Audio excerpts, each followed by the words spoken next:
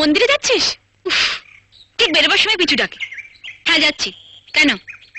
আমি যাব।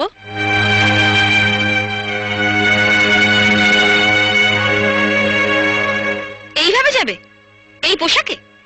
লোকে ভাববে চৌধুরী বাড়ির বউ আর ঝি যাচ্ছে।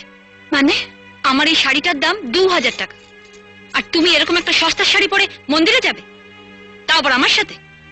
তোমার মান সম্মান না থাকতে পারে, কিন্তু আমার আছে। ও এই কথা।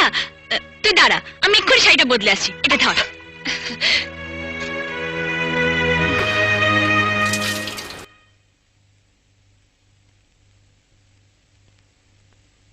টিয়া আমি রেডি, ঠিক আছে? এ কি, এটা তো আমার শাড়ি। তুমি পরেছো, তোমার লজ্জা করছে না? বলো, দামি শাড়ি পরার যখন অতই শখ, নিজের বরকে বলো না কিনে দিতে। সে মূলত নেই, ভিখারি কোথাকার। কি বলছিস তুই টিয়া? তুই আমি তুই যা, আমরা বোনের মতো। তোর শাড়ি আমি পরবো, আমার শাড়ি তুই পরবি, এটাই তো স্বাভাবিক।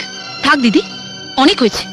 আবার না বলে বসো তোমার বরকে আমি রাখবো, আমার বরকে তুমি রাখবে, সেটাও স্বাভাবিক। টিয়া কি আবার চোখ রাঙানো?